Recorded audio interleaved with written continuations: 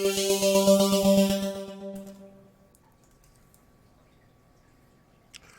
to know one of those topics that's out there in the fish tube universe that's basically overhyped, over talked about, obsessively practiced because it sounds nice when you say it and it almost makes sense. That one topic that everyone regurgitates, everybody says the same thing about, and it's gotten to the point where it's just disgusting. Let's just talk about that topic right now. Quarantine. The most overrated, over-discussed fish tube topic in the world. And if you don't agree with it, oh boy, everyone's a member of the quarantine cult. Everyone. Because it's just so convincing. But you know what?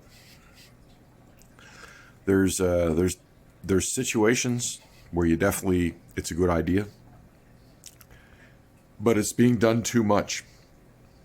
And with certain fish like these discus, sticking them in a small tank for a month or two just kills the damn discus, causes more problems than it solves, and it's counterproductive. Quarantining every single fish you bring home isn't probably necessary. You can stick a fish in a quarantine tank for 2, 3, 4, 5, 6 weeks, whatever, and still transfer it over to your main tank and transfer parasites into your main tank. A lot of what's being taught when it comes to quarantining is really just over regurgitated hype, and pay very, very close attention to it, but at the same time, recognize when you need to quarantine and when you don't need to quarantine, because this basically throw everything in the kitchen sink into a quarantine tank approach that's out there right now. It's unnecessary. It's over the top, and that's all there is to it. And it honestly, and then they're like, whoa, Discus North, don't say that, because then people are gonna like destroy their whole tank. They're gonna bring something home. It's gonna kill everything in their tank. First off, okay, there's few things out there that will kill everything in your tank, that will wipe you out. There's few things that'll do that. It's just nonsense. If someone's whole population got wiped out, okay, it wasn't a disease, it was an ammonia spike or something of that nature, or a blown heater, and they didn't realize it. If something just suddenly killed off your whole damn tank, it wasn't a disease. Diseases don't operate that way. No good disease wants to kill off its host. No good parasite wants to kill off all its hosts very quickly. Ick's a bad parasite. It can break out and spread real fast. There are some exceptions, but generally speaking,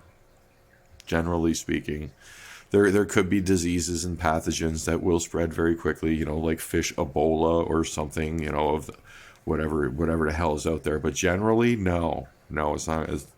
Parasites don't work that way. Viruses don't work that way. It's not, so. You can often identify a sick fish and then just take that one sick fish and stick it in quarantine and treat it, because it requires treatment and you're trying to save money on meds by using a lower volume of water. And and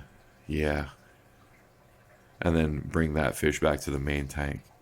And you can do that pretty much all the time with discus, and just manage any problem that way with discus.